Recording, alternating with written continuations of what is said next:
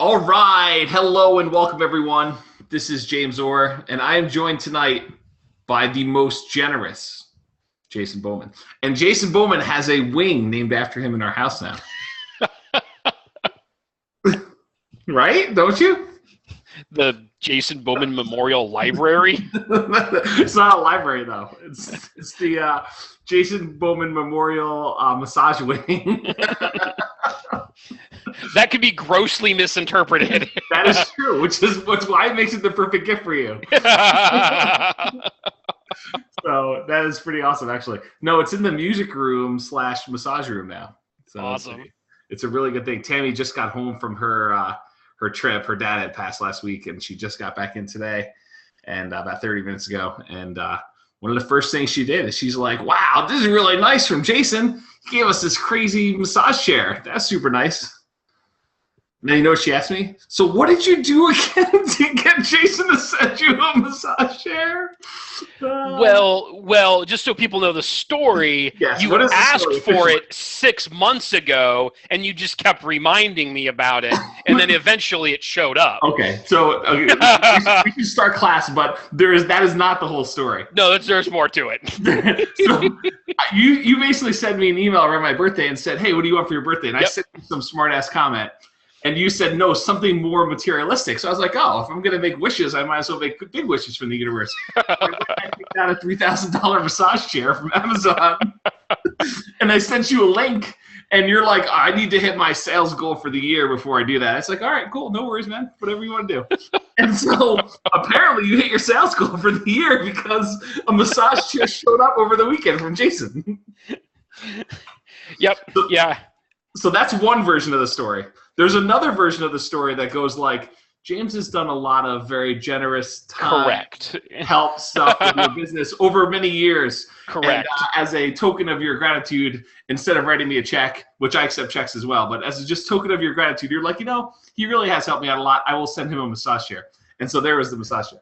Well, several years ago, we estimated that I probably owed you about $35,000 in consulting fees. Well, there you go. And Take $3,000. that was 4 or 5 years ago, so who knows what it is now? So the $3,000 was a really inexpensive way. It was like what you teach to CPAs and attorneys. How to negotiate that at a discount. You're like, 45 grand, 3,000 for a massage chair. Is that pretty much what you did? Hey, if it's going to give me this much goodwill, I'll run with it. There you go. I did. So there's something to be said about this because I felt compelled to say, is there anything you need? You need like a little coding done or anything like that? So we'll have to talk about that. All right, but getting on topic, now that we've diverged for like 3 full minutes. Tonight we are doing Fixer Upper Nomad overview, which is appropriate for you in particular because you want to do this strategy, and I will tell you why. Most of the time I tell people not to bother. So is this going to be a short webinar? Is that what you're saying? It's a very short webinar. And actually, I've taught it before, and I think the last time I taught it was about an hour. And I was not shortening it up. And tonight, so I might shorten it up just a tiny bit. But we shall do it. If anyone has questions, we're welcome to do it. I think we have a very small group tonight. I think, Elijah, you may be it. So for the live call, it may be just you tonight. So unless I'm looking at it wrong. Anyway, can you hear us? Now that we've gone off on our tangent for like 5 minutes. Oh, man. He says, yes, I can. Oh, that's from before. Yep, you can hear us. Okay, perfect. So Fixer Upper Nomad, it will be here on the website when we're done. So Jason and Elijah, who are you and where are you from? And what is the appeal of fixing up properties to you? In all seriousness, Jason, why do you want to fix up properties? So just to be clear, the types of properties that I'm looking at are not train wrecks, right? They are not absolute traditional fix and flip type properties where you're doing a gut rehab. Okay, that is not the kind of properties I'm buying. And in fact, the two that I've bought so far, both needed, call it $5,000 to $15,000 worth of work each. Some of which I'm putting in the form of sweat equity, right? But they still had to be perfectly habitable. And they had to meet the VA and FHA minimum property requirements for habitability and safety. Enough to move into. Exactly. Yeah. Yeah, so they're not what's the wrecks. appeal? So let's say they need $15K worth of work. How much of a discount are you getting for having to do $15K worth of updating or something over time? It's significant, more than the amount of work that I'm putting in. Like 2x? Like you're getting $30,000 discount? Probably 1.5 to 2x. Okay, so 1.5 would be you're getting about a $22,000 discount. 2x would be you're getting about a $30,000 discount, but you're having to come up with $15K more. Okay. Right? And basically what you said. Yeah. Yeah. All right. Now, So I know you're going to throw it back to the CapEx class and all that. I know you're going to. I don't know if I have a lot of CapEx stuff in here, but I do have some interesting things to point out to you about why I think you could utilize your money better. Well, and I want to point something else out also. You know me very, very well. I do, and I have not seen these properties though. Right. That's the other side of it. And you also know that my background. I've spent plenty of time living in my car and crap like that, which we do not encourage. And so I have a different perspective on this than somebody that's never kind of been down and out and whatnot. And so I like the lower priced properties for other reasons as well. I'm in them. Says the guy that just sent James a $3,000 massage. I know it's weird. My financial circumstances have changed significantly in the past several years, right? And you need to enter into the world where you are affluent, whether you believe that or not. Yeah, I'm not affluent, but understand that there are some other maybe mental illness reasons why I prefer lower priced properties. I'm after more blue collar type neighborhoods, perhaps. I agree with that. I think that's the right idea. I think you should be sort of that second quartile. But what I'm afraid of for you is you're not quite second quartile. You're still first quartile. Actually, for where I live, I'm pretty close. I'm at the time I bought the properties, I was pretty close to median. We've had a massive price increase right now because of some other stuff going on. But I was definitely second quartile when I bought these two properties. I take it back. Let's go do the class. Elijah says he's in Fort Collins. He's more interested in new construction than fixer-upper. I actually agree with that. I think that that's a really good model, especially if you're doing Nomad and you plan on holding the property for 30 years. You might just as well get everything at the very beginning of its repair cycle. And in your case, Jason, I wouldn't say that your model is wrong, especially since you're buying multifamily and you're doing VA loans, and there's some really compelling reasons to do that. But intentionally, especially moving forward, intentionally looking for properties that need work so that you can pick up a little bit more equity. I don't know if it's worth it for you, especially you who can go earn more money than swinging a hammer. Correct. But and my third point about this is I actually like doing the stuff. Well, that's a different reason. There is a factor there to be had as well. Yeah, and that's something I did not put in the presentation, but that's a really good thing to point out is if you enjoy it and you're not doing it for the money, and we should look at what you would need to spend extra to do that, because I still don't think it's worthwhile putting extra money into a property when you could use that for another down payment and have another $300,000. But I enjoy the, as you call it, swinging the hammer and doing the kind of stuff that you don't want to do. And I got to live in the house for a year, right, under the Nomad model. Mm-hmm. And so I like having those projects. I have to have projects like that to work on in order to go avoid cabin fever and just saying, forget it, I'm just going to go live in the motorhome. All right. Okay. Well, let's stay away from that idea. So let's continue on, though. Welcome, everybody. So upcoming classes. So next week, I keep showing these tickets, although these technically are not the tickets to the event next week. But next week on Tuesday, I will not physically be here. But the good news is there will be a class. Next week, I'm going to a concert with Tammy. It's going to be Ed Sheeran, I think is what we're going to see. And we will be in Denver on Tuesday night seeing the concert. So I'll be rocking out while you guys will have access to the previous time I taught Cash Flow Explosion. You'll be able to have the access to the recording of the class all day. So what I'll do is I'll probably put it on the website, open it up to everybody so they can attend. There won't be live, but you can ask me questions. Drop me an email. I'm happy to answer questions and kind of do it that way. But that will be available next Tuesday, August 15th, Cash Flow Explosion recording. First time we've ever done it this way. Should be pretty amazing. Then, Jason's favorite class of all time, bookkeeping and accounting for Nomads. August 22nd, we'll be teaching basically Brian's version of his bookkeeping and accounting spreadsheet, but I'll show you the web-based version that Nomads get access to, premium Nomads get access to. And so you can go see that. And that'll be on August 22nd.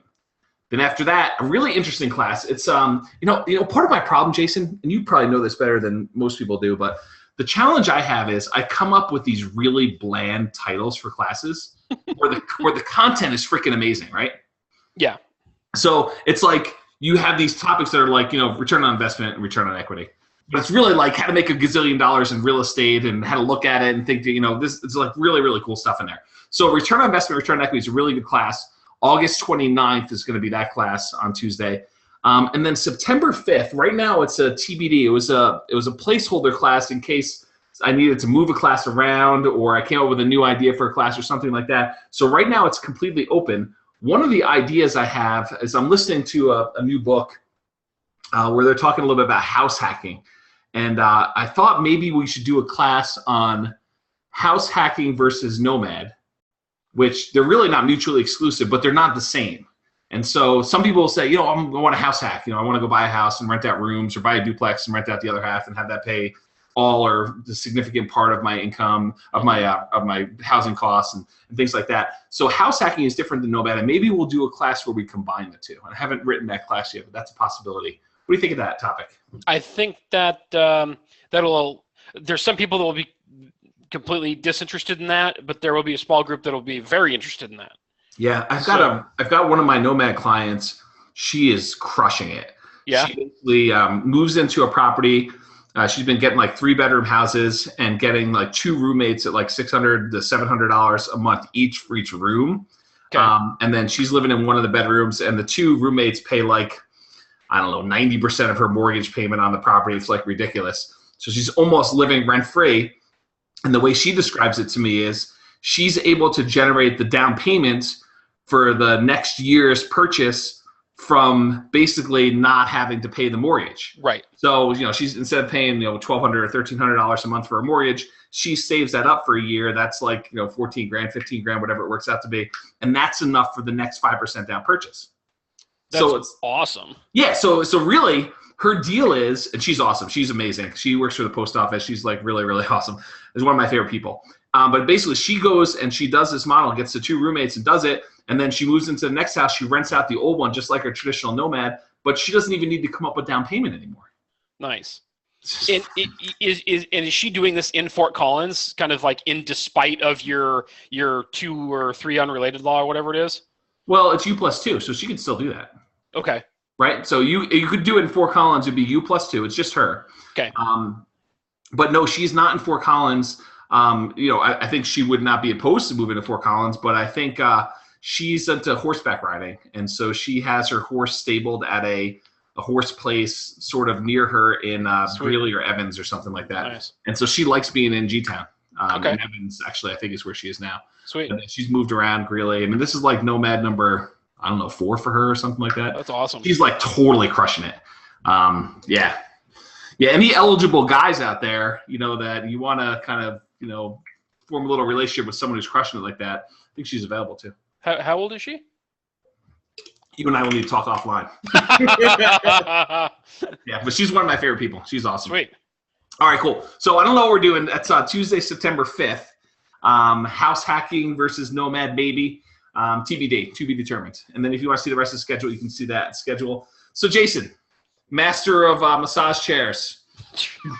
I've been watching a lot of Game of Thrones, so you're going to have like 90 titles. So what is Nomad? Nomad is a real estate investing strategy wherein you buy a house as an owner-occupant, you live there for a year, pay the mortgage as you normally would, and then you purchase another house, move into that one, rent out the previous one, and keep doing this process on either an annual or as other you prefer basis, but at least a year until you have, as it shows there on the screen, reached your financial goals. That's awesome. I appreciate you explaining that. Thank you very much. At this point, I mean, we've done this video. It's like, this has got to be class 40 or something like that. You've probably heard this a number of times. So I'm getting tired of hearing about it because it's amazing. But I just hey, you know what, James? It's better than every week me asking you. So, James, how do I find money to invest in real estate? Well, that was I mean, this answers that question. This is why you're Totally. This is like your own version of like purgatory, right? Because you would ask me pretty much every week in the class. So how do you come up with money to invest in real estate? And I would answer every week. I'd give you like 90 different ways to do it, right? This is the class where everything is solved. Because you could start with nothing. You start with VA, doing nothing down. Correct. And then you house hack like Mary does, which is the name of the lady. She probably should have said that. Anyway, house hack like Mary does, and you basically can do it for free because she has enough enough income coming in to do the next one. Absolutely. So it's amazing. All right. All right, so Fixer Upper Nomad overview. So we won't be discussing what a great way to start a presentation. By the way, this is what we're not going to talk about tonight. Hey, you know what? I've started doing this in my continuing education webinars for CPAs because they always want to go off topic on stuff. So I'm like, okay, I know that you're going to. What about marketing to find these clients? Yeah. I can't talk about marketing during a CPE presentation. I can't. So yeah, totally. I've started doing this all the time. So here's what we will not be talking about. We won't be buying a house to fix up, not moving in to fix and resell. That is by definition not Nomad. Nomad, you need to move into the properties. That is the definition of Nomad. If you want to learn about it elsewhere, there's lots of other places you can go to learn about stuff. This is all about Nomad. So you got to move in. Buying a house to fix up, moving in, and selling it in less than a year. That also is not Nomad because by definition, Nomads need to move into a property, stay there for a year in order to complete the agreement they had with their lender to occupy property for a year. Now, if a lender comes to us and says, hey, listen, James, you don't need to stay in the properties anymore a year. We're only requiring that you sign a form that says you'll stay there for 6 months or 9 months or 3 months or a year and a half or whatever it is. If they change it, we will change what we teach for Nomad. Until then, we're teaching what they require, 1 year to occupy the property as a primary residence. Okay? So this is not about buying a house, fix it up, moving in, and selling it less than a year. Owner-occupier financing has you agreeing that your intent is to live there for at least a year, and so therefore that is not Nomad. So instead of buy, fix, and hold, we're talking about buy, fix, occupy, and hold. Well, that's the argument, right? If you're telling me you're going to hold this property for 30 years, then why are you bothering with the fix-up? Because all you're doing is you're voluntarily putting more down. And that's been my argument since the beginning, right? Yep, so I'll just jump right into the presentation if this isn't my slide. I don't know where I am in the presentation, but so you basically brought up the point. You would normally try to buy a property and minimize what you have into the deal. Let's call it for you 1% down or nothing down for VA, 1% for conventional financing for the first one. You go buy a $300,000 property, you come up with $3,000. What you're saying is, hey, listen, I will voluntarily come up with an extra $15,000, dump it into this property to do repairs because I bought it. It was a little undervalued. And sure, I got a discount. But really, once I pay off the property 30 years from now, they're both worth the same. So all I did is voluntarily put more down. Right? It also has more to do with not buying a $300,000 house, but buying a $200,000 house. So you're saying you're able to find less expensive houses because you're doing this? Correct. Yeah. So the argument you'd normally make is, all right, I'm going to go buy this $300,000 house for $270 instead of $300, and it needs $15K in work. But the difference between the down payment you'd need if it was totally fixed up and really worth $300 is $3,000 for 1% down versus $2,700 if you're doing the 1% down. Yeah, but when the $200,000 and the $300,000 house have pretty close to the same market rent, it makes more sense also in my mind to buy the $200,000 house. It's not 200. So you were talking 270 and 300 because you're not getting that big of a discount. You're not buying properties for a third off. No. That's not what I was saying. I'm just saying that I can get a cheaper house that's going to need more work than if I spent and bought like a brand new house for $300,000, which is what new construction around here goes for. So if you're buying a $200,000 property that's worth $200,000, but it's fixed up, I agree with that, and that's not Fixer Upper Nomad. Correct. Okay. But if I'm getting a $200,000 house for $170,000, $180,000, and I've got to put $5,000 or $10,000 into it, that's where I disagree. And the rent that I can get is almost the same as I would get on the $300,000 house. Why wouldn't I buy the cheaper house? We're going to do the math. I'm going to show you what the math looks like. All right. Yep. All right. So I did not typically recommend this for Nomads. Right.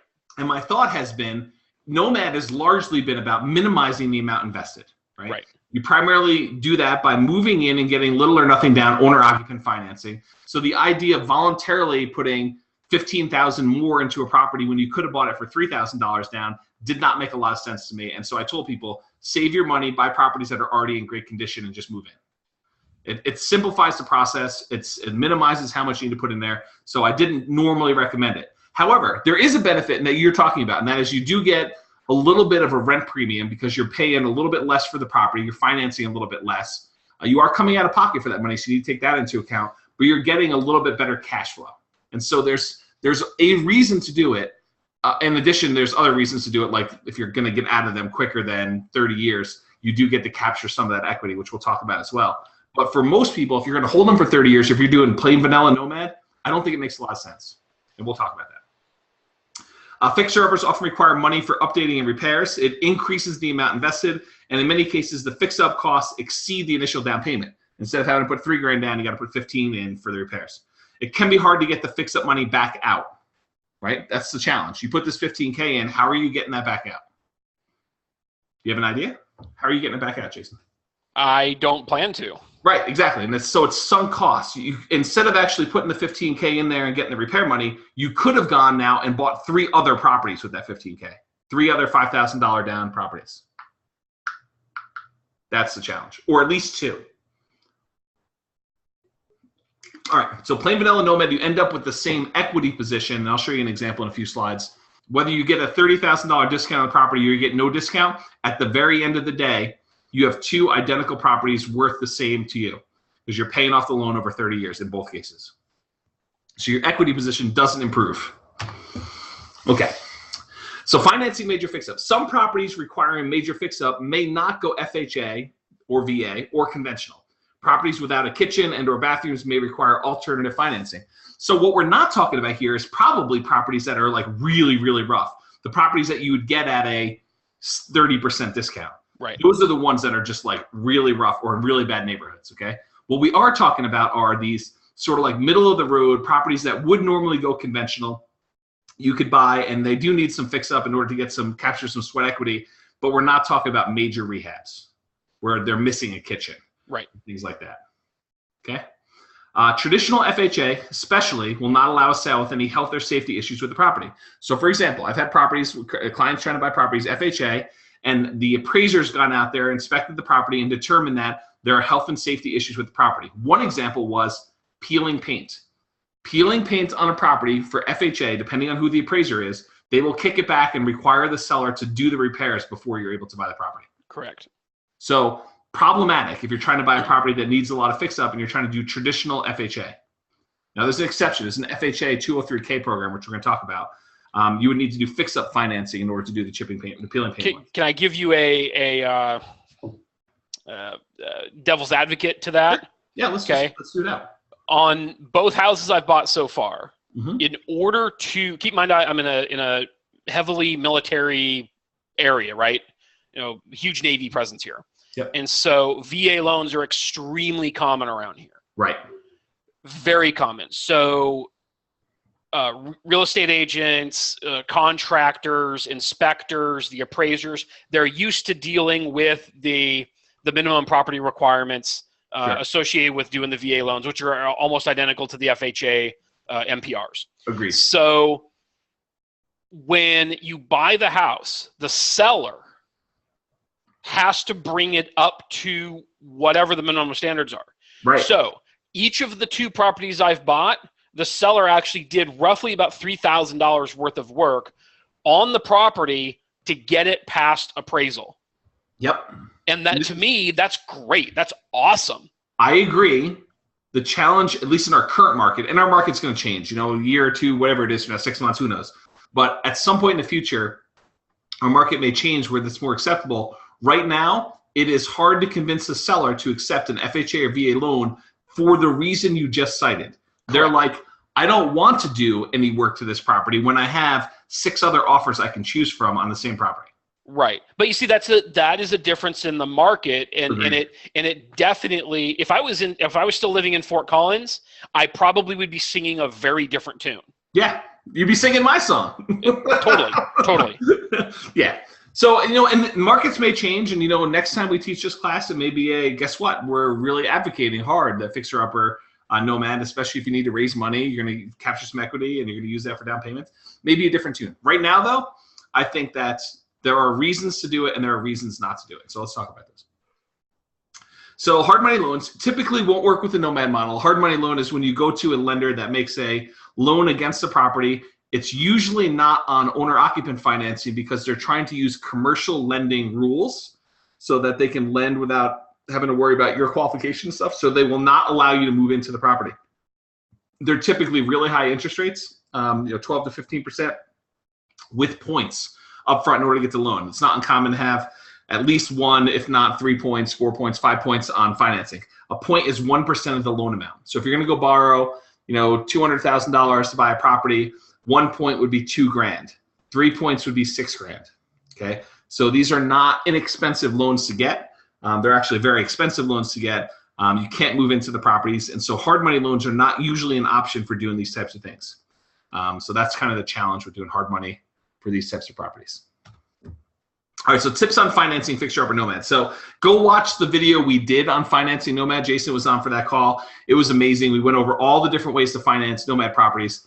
But I wanted to add a couple things to it that we didn't go into a lot of detail on in that call because it really wasn't designed for fixer-upper Nomad financing. But here's the extra part to that presentation. So this does not replace that presentation. It supplements it, okay?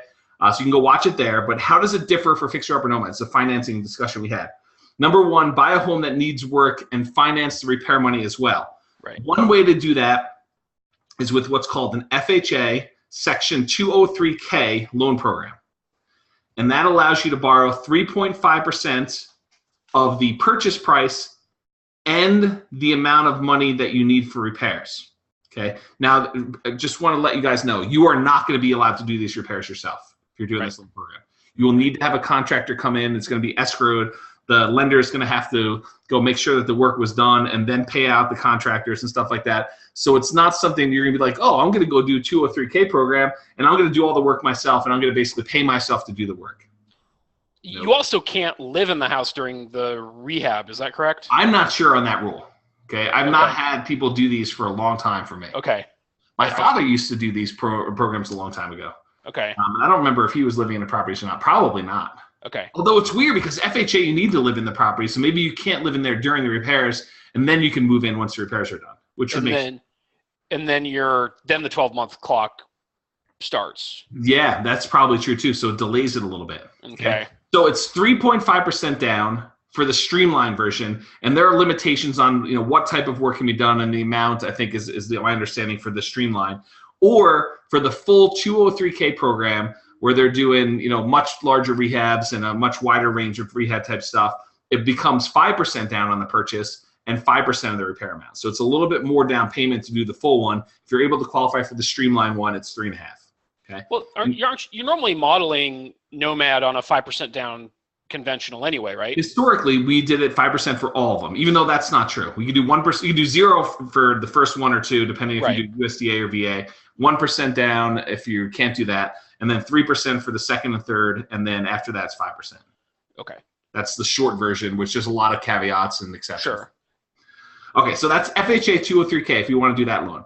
There's another conventional loan, a conventional rehab mortgage, and that one is 5% down, and you can have multiples of those at a time. Okay, so you can do a conventional loan, borrow 5% and the repair money, move in, live there for a year, and then the next one you can do another 5% one. Okay, so you could do consecutive ones. For FHA, you can't do FHA a year later, do another FHA. You can't do them sequentially. Are these? I've never heard of this conventional rehab mortgage. Is that is it hard to find a lender that's offering those? If you want one around here, I could tell you one, and I'm sure there are other ones. Huh. It wasn't hard to find. Okay. I called one lender and they had it. So. Okay. Interesting. Do you know any? Are there any? Wait, you don't want to do any more of these. You know what's going through your mind. You're like, oh, James just telling me I can go buy more of these properties that I need to fix up. Yeah. Ask your lender. You have a great lender. Wait until you see the question that I wrote down to ask you. It's a doozy. You're really not going to like that one. All right. What is the question? No, we'll get to it later. Okay. I can hardly wait. Maybe I need to go get some more drink before I get to that. All Maybe right, you need to spike it with something. You know I don't drink at all. I know, What am I going to spike it with? Water? Put a little lime in there or something? I don't know. I'm going to drive James to drink. That's what's going to happen. That's your goal in life? No, that's just what's going to happen with my insanity of Fixer Upper Nomad. You know, it can't be much worse than how do I come up with down payment money for my investment properties? All right, I'm sorry. Get back on track. All right, there we go. I'll shut up. All right, so here it is. Tale of Two Cities. Whoa! This is the equivalent of like a rich pappy and poor pappy sort of different models. The A and B split test, whatever you want to call it. There's two different scenarios, is what I'm trying to say on the screen right now. Okay. One is where you're going to buy a $300,000 fixer upper. The other one's you're going to buy a $300,000 pretty house that doesn't need any work. Okay. Fixer upper's on the left. The pretty house is on the right. So let's go through the fixer-upper scenario. Let's compare them. Let's go tit for tat type of thing. Okay. So the fixer-upper, you're going to buy it for $270,000. It needs $15,000 in work to be worth $300,000. Okay. So you're able to come in there. You buy it for $270,000. If you put $15,000 in work in it, it's going to be worth $300,000. So you'll have $15,000 in sweat equity if you buy it. Right? Does this sound like your scenario? I like it. Yeah, that's right. The other one, $300,000 pretty house, you're going to buy it for $300,000. It doesn't need anything. It's perfect. It's worth $300,000 today, and there's no sweat equity for you. You're buying it for full price, full retail. Aww. No discount or anything. Okay? For the $300,000 fixer-upper, the one that needs work, your down payment and your repair investment is going to be a total of $28,500. Basically, it's 5% of the $270,000. Which is $13,500 plus $15,000 in work. Right. The down payment total investment for the other one, the pretty house, is $15,000. Right. So one of them is $28,500, the other one's $15K. Okay, and the $15,000 is just the 5% of the $300K. There's no work that's needed. In the end, let's fast forward 30 years in the future. You bought both of these properties. At the end of the day, both houses are worth $728,000. That's just normal 3% a year appreciation.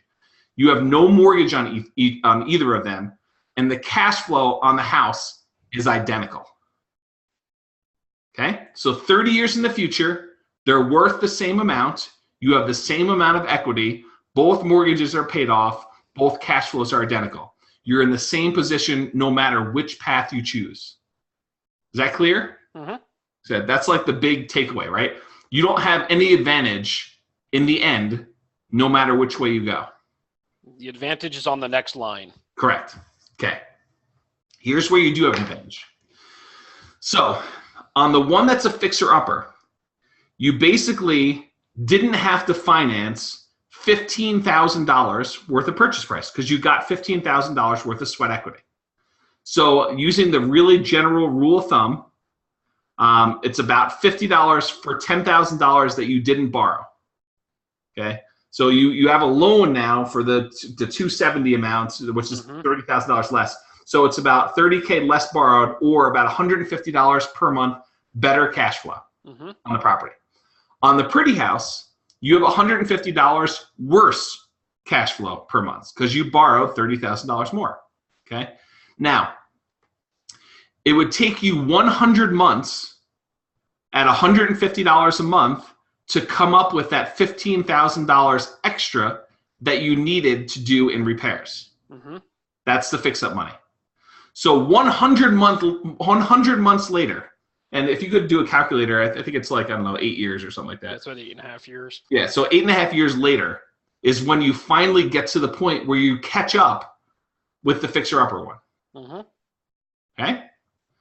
Then, at that point, you're making $150 more per month on a $15,000 additional investment.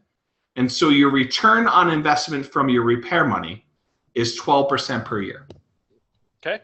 So, in the big picture, getting 12% per year return on that extra $15,000 that you need to come up with, not a bad play, right? It's better than the stock market. Yeah, it's better than the stock market in most cases. So you're getting a decent return on that. But, one could argue you did a little bit of work, you had a little bit of extra stuff here. And then after a year, 8.5 or whatever it is, you do have an improved cash flow position on that money because it got repaid back. Make sense? Yeah. So you also, just as a side note, you get a little tiny bit less return on the fixer-upper from debt pay down. So you got to give back a little tiny bit of that return on investment. It's very small. Right. And you get a little bit better return from debt pay down on the pretty house because you ended up, borrowing $30,000 more. And so you're paying off $30,000 more over the term of the investment, over the 30 years. Okay. So you get a little bit of benefit from that. So big picture, this is the difference between a fixer-upper and the pretty house. In the end, doesn't matter. Over the short term, it's probably better for you to do the pretty house because basically you're not having to come up with that $15,000 up front. But after like 8.5 years, your cash flow is better on the fixer-upper by about $150 a month. Mm-hmm. Anything you disagree with? No. Okay, good. It sounds to me like you're making my point. Well, that's the benefit of doing fixer-uppers, right? That is the benefit. Yep. But if you only have, so Jason, this is another reason. See, you are affluent because if you were on a limited budget and you only had a certain amount of money for down payment, would you voluntarily want to come up with an extra $15K? No. No. Right. But if you have the cash and you're like me and you don't want to put it in the stock market and you don't trust banks and you're going to just hide it in the wall in cash. Or send James massage chairs. Or gold bullion or whatever, yeah. Then, and this is the argument, I guess the fourth argument that I would make, is that I'd rather put that money to work in the house rather than have it sitting in the stock market or a CD or something like that. And I know you're going to say, no, save it and go buy a 20% house. I know that's what you're going to say. I would agree with that. I think that you should actually save it for two reasons. Number one is I think you should have huge cash reserves. I mean, that's just my own personal opinion. Sure. There are a lot of people that ignore my advice, but you should have cash reserves, big cash reserves, in my opinion. But even that has a practical limit, I think. I think so too. But it's much higher than I think most people think. I agree. Yeah, you and I are on the same page on that. Okay. And then I think the next step is I would rather see you take that same $15,000 or $60,000, whatever it works out to be, and go buy another 20% down property because you will then get closer to a 30% overall return on that money rather than a 12. That's what the numbers are. I mean, from just reasonable cash flow, 5% cash on cash return, your debt pay down is going to be about 5%. Your appreciation, even at 3% a year, is going to be 15%. If you put 20% down, it's a multiple of 5. Right. You got 15 there. So 15 plus 5 plus 5, that's 25. And then the last one is tax benefits, and tax benefits are like 5%. Right. So you'll see a 30% overall investment rather than 12. So I get it. I do. I just think it's a little bit better to do the 20% down plan. Okay. But I don't think it's like, you're so wrong, I'm going to come out there and we're going to have a talk. I don't think it's that type of thing. I think it's just some personal preference. And my personal preference is I'd rather see you hoard money and then do another 20% down rather than just put money into fixer-upper. Now, there are some exceptions. Let's talk about some of the exceptions, but let's first talk about the approaches to fixer-up. So how do we deal with some of the fixer-upper stuff where we pay repairs out of pocket and stuff like that? So number one is you just come out of pocket for the repairs that you need. That extra $15,000 you need to put into the property, you just come out of pocket. Number two is you finance the repairs from the beginning. One of those 203K loan programs or the rehab conventional 5% down, whatever they call it, rehab loans. Number three is refinance the repairs once they're done. So you go and do the repairs, so you go and refinance the property and cash out. Number four, you could use lease option exits. So you buy the property, you do the fix up, it gets fixed up while that first year when you're living there, then you convert it to a tenant buyer, have the tenant buyer live there for 1 year, 2 years, 3 years, 4 years, or multiple tenant buyers, cash you out, then you get all that equity back. And there's a really compelling reason to get this extra equity because you're basically buying, having a cushion of safety, a margin of safety by buying these at a discount where you need work. And I like the fixer-upper model with lease options because you're sitting on it for 5 years or so, 6 years, while you're waiting for your tenant buyer to move out to kind of cash you out after you live there. But then you get to take that profit out of there rather than waiting to year 30 when you don't really get a big benefit. Make sense? Yep. And then traditional sale. So basically you do the fix up at the end of a year, you sell out and you do it that way. I don't usually recommend that because of transaction costs. Those darn realtors in some ways, they come in there and they want 6% or whatever their number is in order to sell the property traditionally. With lease option exits, you can do that and save the realtor costs. But with traditional sale, it takes longer. But with traditional sale, then you do have to pay the realtors to do that. And you could argue for sale by owner, but I won't because most for sale by owners are selling their properties under market. Right. Okay, so let's look at each of these in some additional detail. Number one, pay repairs out of pocket. So like the previous example, you pay for the repairs needed out of pocket and you consider it an investment that you get a return on. So you borrowed $30K less, so you're getting $150 less in monthly payment by doing that. And then you get 150 times 12 divided by 15,000, which is the amount you need in repairs, and you're getting a return on your repair money of 12% per year. Not bad, which we discussed. It's often still less than paying 20% to acquire a rental property. So if you did 13 down plus 15K repairs, 28,500 versus $60,000 down to do that, it's less than doing that. You get a slightly lower return from debt pay down because you owe less, and the cushion of equity makes it a little bit, in my opinion, slightly safer investment, improved position should you need to sell for some unexpected reason, which we don't do. Our plan is to hold these forever. So it adds a margin of safety to your model when you do it that way. Does that make sense? Yep. All right. Financing repairs on credit cards. Don't do it. So remember how long these might last. So if you're doing a property and you're holding onto your property for a period of years, let's say you're living in it for one and then you're doing a lease option exit, it could be 4 years that you're holding onto this property where you have this balance on your credit cards. Yikes. So that's financing the repairs at credit card interest rates for 5 years. Not a good idea. You're only getting 12% return on that money if you think about it. So why bother? Right? Especially if you got 14, 15, 20% interest rates on your credit cards. Just don't do it. Credit card debt may also limit your ability to get your next Nomad loan, which you don't want to do. Right. So watch your debt to income ratios and be super careful and talk to your lender before you do this. It is not something I recommend. And if you're saying, but James, I'm getting 6 months same as cash at Home Depot or Lowe's or whatever it is, same stuff. Okay. Yeah, you're delaying interest for 6 months, but after that, there's interest on it, and it still comes back to bite you. Yeah. Okay. All right. Option number 2: finance repairs at purchase. So you minimize your down payment.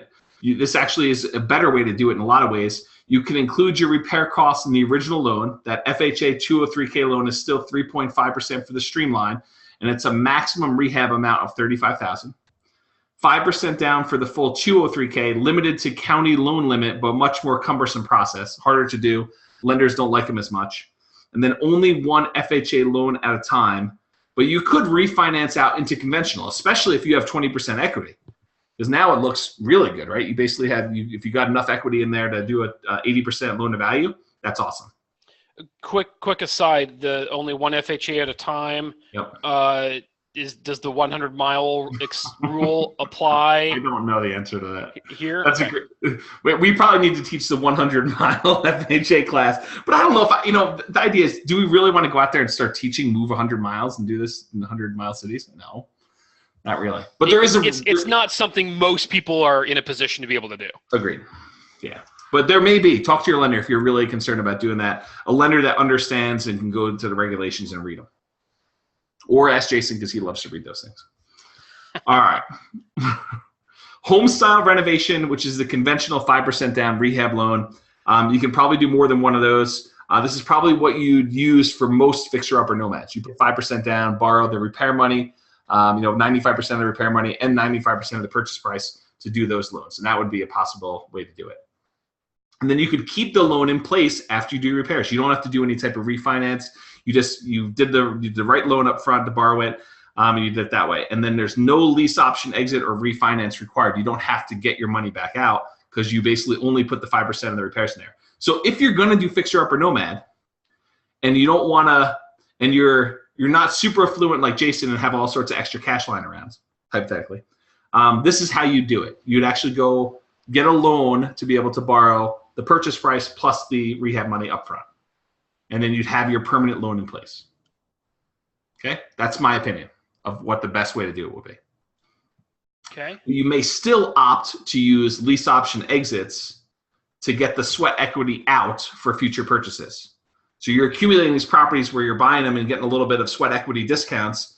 You could lease option them to tenant buyers, and when the tenant buyer cashes you out, you get that equity back out that you could then use to go buy 2 properties in the same year, a Nomad one and a 20% down one, or you could stop doing Nomad and just do 2 20% downs if you've got enough equity to do that. Okay. Number 3, refinance to recoup repairs. So after repairs are done and property value is increased, you could consider refinancing to recapture any out-of-pocket fix-up cost you had, or refinance out the FHA 203K loan so that you can do another FHA or FHA 203K loan again if you wanted to go buy a duplex, triplex, or fourplex and repeat this process. You basically could go refinance out of the FHA 203K into a conventional loan as long as you have 20% equity, and then do that. So there is an added refinance expense to doing this, but it might be worthwhile to do to be able to capture another FHA, duplex, triplex, or fourplex in most cases where you can do that. Does that make sense? Absolutely. Okay. Sounds good. It is good. Yeah. And if you moved out, you'll need to have 20% equity. So you can't do this while you're owner occupying. And if you refinance while you owner, if you think to yourself, okay, I'm going to wait till month 11, then I'm going to do my refinance with my owner occupant FHA, you will be signing another thing that says you'll stay in the house for an additional year. Right. So it would be loan fraud for you to do it in month 11 and then not stay for a year. So remember that. Don't do it. I will just a caveat to that, just because I live in the VA world. You can refi owner occupant VA loans, owner occ to owner occ, even after you move out. Really? Yeah, that was something I recently learned that I found very fascinating. I did not know that, actually. Yeah. So I was unaware that was true. Again, just VA, not FHA. Okay, so VA, if that's a VA example. All right. I assume you'll capture 10% with a fixer-upper. So if you're buying a $300,000 property, let's assume you're getting a $30,000 sweat equity spread. At 3% appreciation per year, it takes almost 4 years to have 20%. So 3% times 4 is 12. 12 plus the 10% you got, you have about 20%. So that's where that number comes from. So if you think about that, you'll need to wait several years in order to have enough equity to do it if you're not owner-occupant. You might be able to owner-occupant refinance while you live in it with less equity. Check with your lender. And then again, the note is you're agreeing to stay there for another year as owner-occupant. All right, number 4, lease option exits. You can do options number 1, pay for the repairs out of pocket. So you come out of pocket $15K if you've got the money sitting around. Or number 2, finance the repairs at purchase with that FHA 203K loan program or the conventional rehab loan. And then instead of keeping the property as a long-term rental, which is the plain vanilla Nomad model, what you could do is sell it to a tenant buyer, put the tenant buyer in there, do a lease option on it, and then save on the transaction costs of the real estate brokerage fees and things like that. And then you sell it a year, 2 years, 3 years, 4 years after the tenant buyer moves in, however long it takes them to buy the property, so that you can pull out that sweat equity and use it to buy new properties. Okay, or whatever you want to do with it, but that's what I would recommend is you pull it out, and then you use that as down payment for your next Nomad or down payment for a 20% down property. So it gets you your regular Nomad profit. If you remember the book, I don't even think I have it anymore, the learntoberich.com/book where we do the lease option exit, you basically are doing that same model, except now you're buying them at a 10% discount or a 5% discount, and you're able to capture all the profit we talked about plus an additional 15K to 30K on each deal. Not a bad way to do it, because the model without the discount is amazing. Right. You add in an extra, 10% in sweat equity, and the numbers look phenomenal.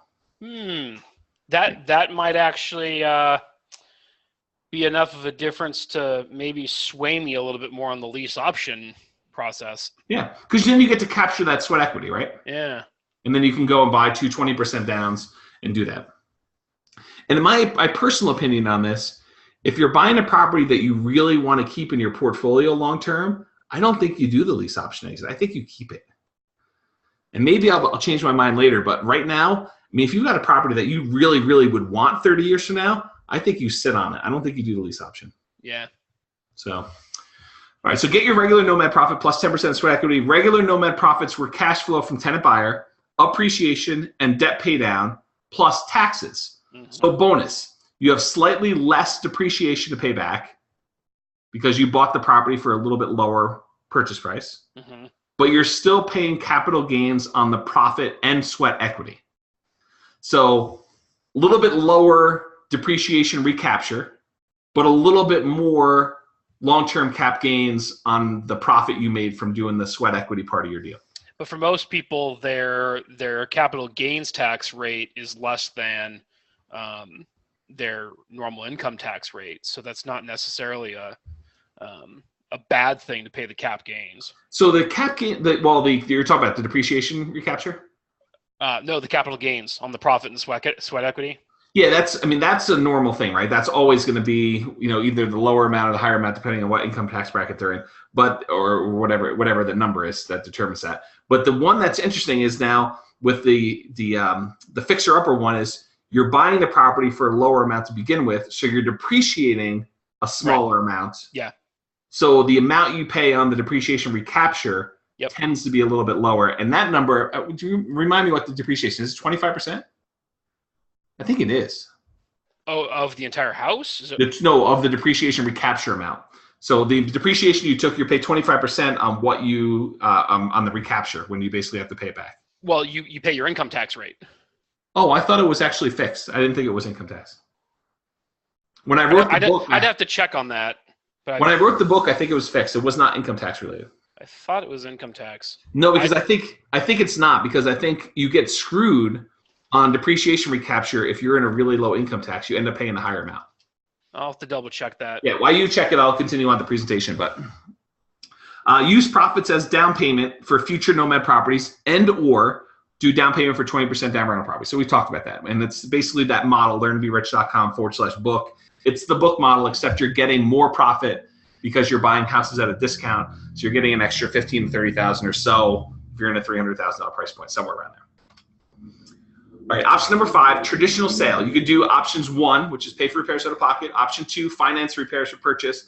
And instead of keeping it as a rental or selling on lease option, you just sell it outright on the MLS or for sale by owner. You get quicker access to your sweat equity money. But if you use a real estate broker, it's going to eat into a lot of your profit because they're going to take, in most cases, about 6%.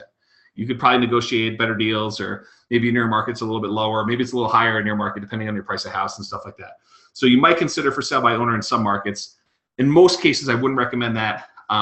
My personal philosophy, and I'm a real estate broker, so I'm not stepping on anyone else's toes when I say this, but in most cases, if my clients can do a lease option exit and not pay me a fee in order to sell the property for them in the MLS, that's probably a better option for them. I'm happy to sell properties in the MLS for clients. I'm happy to offer that as a service, but I'd rather see you make more money and then use that money in order to buy more assets than for me to come in and keep taking money off the table from you when we go and sell it. I'd rather see you buy more properties, and I'm happy to help you with those and collect the commission because I do make money when you buy, but I'd rather see you save the money and use that to buy more assets for yourself. It works out better for you. And in a lot of ways, my fee comes from the seller when you're buying, and when you're selling, it comes from you, the seller. So did you find it yet? Yeah. So yeah, it is in most circumstances, it is taxed as regular income. Oh. There's the 25% that you're referring to is a special tax rate for unrecaptured Section 1250 gains. Section 1250 of the Internal Revenue Code is stuff about real property, real estate, and so it corresponds to. There's several different depreciation methods, and so the amount that is above the straight line method, anything above that amount is taxed at the 25% rate instead of the income tax rate. And so it gets pretty complicated. Yeah, it's a mixed rate thing. Wow. It gets pretty complicated. So, with that in mind, my math on the book may actually be wrong, because I thought it was actually, and I thought we did research on this. You and I did research, and I thought we figured out that it really was that 25%. I don't remember discussing this, actually. This was when I wrote the book like a year ago right now, because I was writing it for giving away for Christmas. Huh. Okay. Anyway, we can talk about it later. But nerdy tax stuff, don't worry about paying taxes. You're making money. All right. I mean, that's it, right? I mean, this is the idea. Exactly. I mean, you're making money, then you got to pay taxes. I mean, you can try to optimize that and do it, and great, that's awesome, but just make money. How big of a discount do I need? The bigger, the better. In some markets, like our Northern Colorado market, it's harder to find these deals, and the margins are being squeezed. I know of fix and flip investors that are willing to do these where they're making 10K. And that sounds crazy, because if the market turns and they have a unexpected roof or something like that, they make almost no money. Now that they are getting the benefit of, they go buy a property thinking they're going to make 10K, and the market goes up 6% in the 6 months they're holding it, and then it looks like they just crushed it because they make an extra $18,000 on that property when they only thought they were going to make 10. But that doesn't always happen. And so you got to be super careful about doing these, and it's harder to find these types of deals. Although I did stats like for July 1st or something like that, and I showed that there are a number of fix and flips in our marketplace. They're still happening. I remember back in the day when you talked about making at least 30 or 35,000 on those kind of deals. Otherwise, don't do them at all. 30K. Man, doing them for 10. Yikes. 30K or 10% of the ARV, whichever was greater. So if you're doing $400,000 properties, you want to make a little more. $500,000 properties, you want to make a little more. So yeah, that used to be the number. Yeah, but those $400,000 houses now are the norm. That's median in Fort Collins. So. Right. Okay. In some markets, they're relatively easy to find. Like my understanding is your market used to be, at least, that they were relatively easy to find. I hear your market's getting hot now again. When I first moved here, these were a dime a dozen. Over the past 2 years, people have swept in, and a lot of the train wreck houses, literally I know of at least a dozen of them that I looked at one point that were actually bulldozed, and they started over. Okay. They just bulldozed the house and completely started from scratch. Yeah, sounds like Old Town Fort Collins are doing some of that. Yeah, and a lot of the houses, like the two that I've bought, they're getting bid up pretty high. Like my neighbor's house just sold within 3 days of being listed with 3 competitive offers and sold for 7.5% above asking price. Yeah, that's like it just hit us within the past few months of that starting to happen here. Yeah. Unfortunately. So it's probably getting harder to find those fixer-uppers is when you have market. Correct. So just make sure when you're doing this, you're earning a return on your time and your money. So just make sure you take that into account. What about neighborhoods? Don't buy fixer-uppers in bad neighborhoods just to do a fixer-upper. Right. I think that's a huge mistake. Some people will say, but that's where I can find the deals. Yeah, that's all the more reason not to do them there because you've got a lot of rough houses there, and just be super careful. Our model with Nomad is buy nice houses in nice neighborhoods, that ones that you'd want to hold in 30 years. Right. So be super careful if you're doing these and you kind of get stuck, because if your fixer-upper goes sideways and you can no longer sell it, you probably don't want a rental in that neighborhood. You don't want the backup plan, and it's going to be harder to find tenant buyers in those neighborhoods as well. Okay. So you might be able to buy at a discount, but you may have reduced rents, or it might be hard to rent. You may also be hard to find quality tenants, smaller, less qualified pool. Maybe slower to sell, means more holding costs, and maybe harder to sell, lower price, smaller pool of qualified buyers, and even with the lease option exit, it may be challenging to do. So be super careful about that. Neighborhood matters when you rent and sell. It's one of the reasons why you're getting a discount buying in those rough neighborhoods, because it's hard for them to sell it.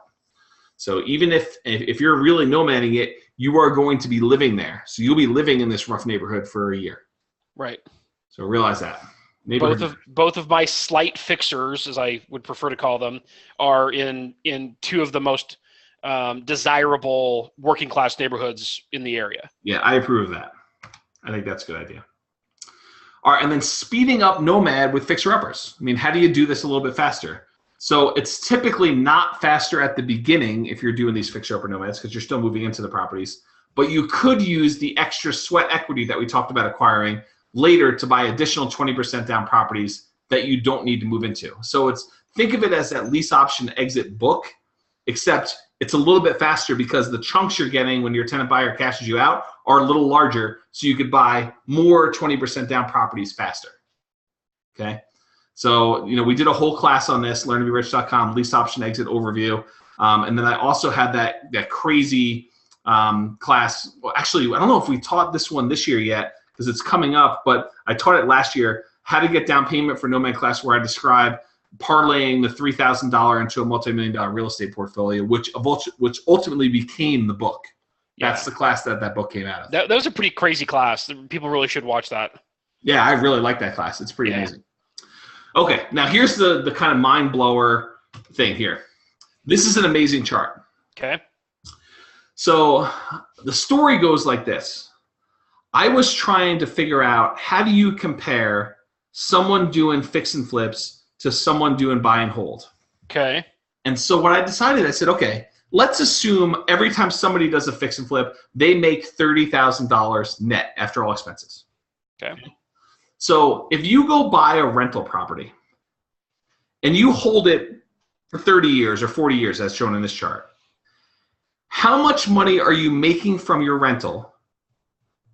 And basically, how many flips would that be? So for example, in year one, buying a rental property, you would make about $15,000 when you take into account appreciation, depreciation, debt pay down, and tax benefits, or and cash flow. Appreciation, cash flow, tax benefits, the 4 return areas. I can't keep 4 of them in my mind at the same time, but there are 4 that we always teach: appreciation, depreciation, debt pay down, and cash flow. Those are the 4. Okay. So of the 4, if you add up your total return from all those, it's about $15,000 or so per year. So if you did a flip in the first year, you would have made $30,000. But if you bought a rental, you would have made about $15,000. So in year one, you would have done, according to this chart, 0.44 flips, or about half a flip by buying a rental property instead of doing flips. Okay. In year two, you would have done 0.57 flips. You get up to year 20. And if you own a rental property from year 20 on, it's like the equivalent of you doing a flip a year or more just by holding one rental property and renting it out. Is that crazy? Not really. I mean, it's like a lazy flip. Well, it's like, it's the power of compounding. Well, that is true. Yeah. So basically, if you wait till year 20, every property that you own is like doing a flip a year. So if you do Nomad and you buy 10 properties over the first 10 years, by the time you get to year 20, it's like you're doing 10 flips a year, which is crazy. And it gets even better. I mean, basically, by year 40, you're doing almost 1.5 flips a year by doing rental properties. Okay? I like it. Yeah. All right, so more than one fixer-upper per year. Because we're doing Nomad, and by definition, Nomad means you're moving into the property, you're going to have a hard time doing more than one fixer-upper per year. So it's technically not possible, right? Because you're trying to sell the property for them. Right. You could use 20% down to do fixer-uppers as a separate business. You could go and do hard money loans and do a separate business. But again, that's not this class. Right. So you could go and do extra fix and flip deals on the side. Sure. That's a separate business. You are taking on a part-time that looks a lot like full-time business doing fixer-upper flips on the side. You want to hear something funny? Yeah. Now that I see this on the screen, you know what my initial reaction was? I should do more? Well, yeah. But if I'm going to buy a 20% down house, I'd rather buy the 20% down house as the non-fixer-upper. Sure. I'd rather buy that one as the new construction. Okay. Because I'm not going to be living in it and being able to do the work when I feel like working on the house because I'm already there. That seems reasonable to me. I don't see any reason to try to persuade you against doing that. Okay. Yeah. I don't know if I completely condone it but I think that's a good idea. I think the 20% down by new construction seems like a reasonable approach to me. Yep. All right, cool. Q&A. So what was your crazy question? So I know that I've emailed you some of the crazier ones kind of as a joke, and I've emailed you some really nice places as well. Yes. So one of the things that keeps coming up. Hold on a second. So I just realized I'm going bald. Haven't you known that for years? Because the rest of us have. Do, but every once in a while, I see a picture of myself from behind or from the top. I'm like, oh my gosh. Because I live in denial every day, apparently. Is your dad bald? I didn't mean to distract your question, but I just recognized in the camera that I am going bald. Is your dad bald? Yeah. Okay. Well, you know what to expect. Elijah says, "Hey, me too." We're gonna form a club. Jason's not growing bald. I am not. He's got a head of hair. Yeah. He's got a lot of problems. That is not one of them. Yeah. So I've got all sorts of problems. One of them is growing bald. I got 99 problems, and the balding ain't one of them. All right, I'm sorry. Go ahead. Okay, so a lot of the places that I've been looking at, they're places I would not actually buy. Okay. Okay. Just send them to me to mess with me. It's like work James up today. Let me see if I can get a rise out of James. Tell him I want to go move in this like $100,000 property on a lake that has 30 acres, but it's like unlivable. Right. Well, that's the problem. They're not financeable. Yeah. But they're nice acreage in beautiful locations, etc. You know, for the right family, it'll make a great rental because they're not too far out of town. They can still drive to work. Blah blah blah. Okay. Or you do them as vacation rentals or something. Right. Problem is that a lot of the houses on those kind of properties are wrecks. Yeah. And they are priced such that they're not wrecks. You're paying for the land. Yeah, I agree with that too. And the house has to go bye-bye. Well, you can keep it, just have it be in that condition. Well, you couldn't finance it because, yeah.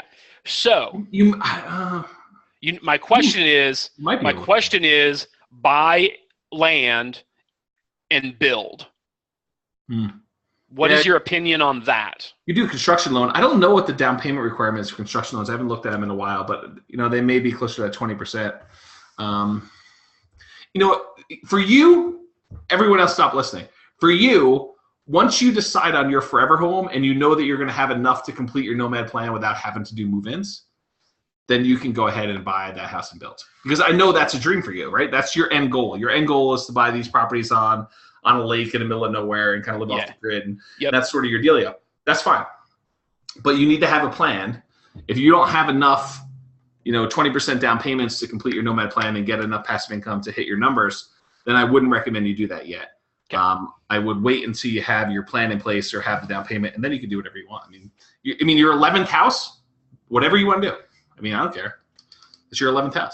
Okay. Right? Fair enough. Elijah says, I've considered that given my architectural and design background. Oh, considered that. Yeah. So building a house. Sure. Oh yeah, totally. Yeah, but you want to get to your Nomad number first. Whatever. For some people it's 4 houses, it's 5 houses, it's 6, it's 10, or whatever it is. So you wouldn't build as a Nomad property. Yeah, your last one. Your ultimate, your final home. No. As the new construction, you're commissioning the build. So it's not a spec home. No, and here's why. You go buy these, you buy one-off custom homes. You end up paying a premium for those. Oh, you do? In most cases. And so if you go and you do the, not manufactured housing, but the assembly. Production, yeah. Kind of like all the same houses. They have 10 models or whatever it is, and they're doing a neighborhood, and you're buying those.